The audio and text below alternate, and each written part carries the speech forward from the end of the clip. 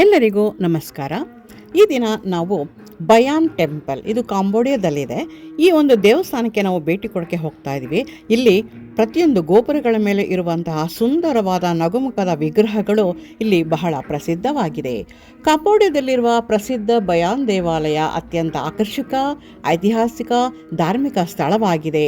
ಇದು ಪ್ರಾಚೀನ ಖಮೇರ್ ಸಾಮ್ರಾಜ್ಯದ ರಾಜಧಾನಿಯಾಗಿದ್ದ ಅಂಕೋರ್ ಥೋಮ್ ನಗರದ ಮಧ್ಯಭಾಗದಲ್ಲಿದೆ.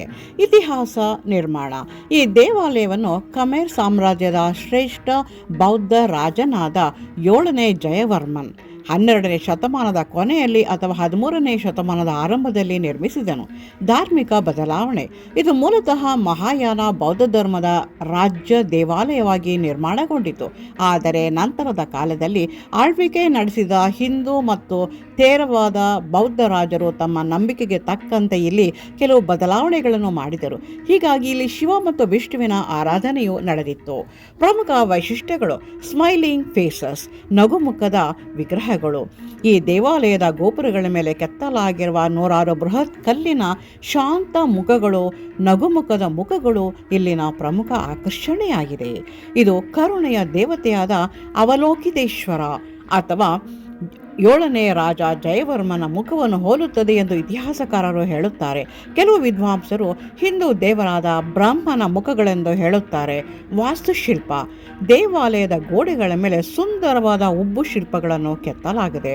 ಅವು ಅಂದಿನ ಕಾಲದ ಮಹಾಯುದ್ಧಗಳು, ಸೈನಿಕರ ಮೆರವಣಿಗೆಗಳು ಮತ್ತು ಕಾಂಬೋಡಿಯಾದ ಸಾಮಾನ್ಯ ಜನರ ದೈನಂದಿನ ಜೀವನವನ್ನು ಅತ್ಯಂತ ವಿವರವಾಗಿ ಚಿತ್ರಿಸುತ್ತದೆ.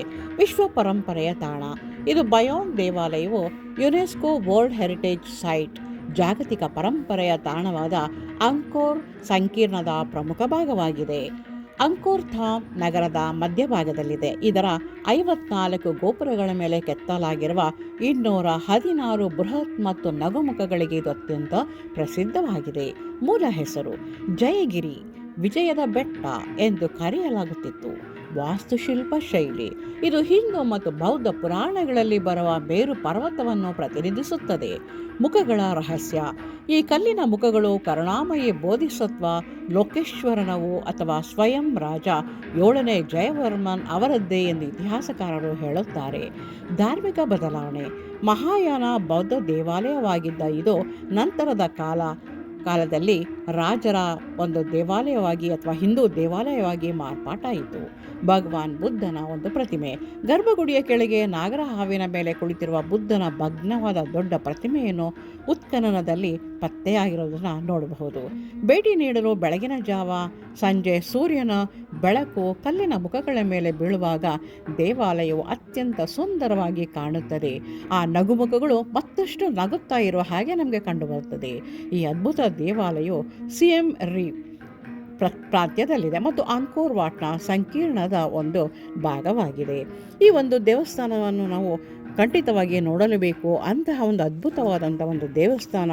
ಈಗ ಈ ದೇವಸ್ಥಾನ ಸ್ವಲ್ಪ ಮಟ್ಟಿಗೆ ಶಿಥಿಲಗೊಳ್ಳುತ್ತಾ ನಡೆದಿದೆ. ಆದರೆ ಅಲ್ಲಿರುವಂತಹ ಒಂದು ಕಲಾಕೃತಿಗಳು, ಶಿಲ್ಪಕಲಾ ವೈಭವ ನಮ್ಮ ಕಣ್ಣನ್ನು ಕುಕ್ಕುತ್ತದೆ. ಅಂದಿನ ಕಾಲದ ಜನರ ಒಂದು ನೈಪುಣ್ಯತೆಗೆ ನಾವು ಬೆರಗಾಗುತ್ತೇವೆ. ಈ ಮಾಹಿತಿ ನಿಮಗೆ ಇಷ್ಟವಾಗಿದ್ದರೆ ಲೈಕ್ ಮಾಡಿ, ಸಬ್ಸ್ಕ್ರೈಬ್ ಮಾಡಿ.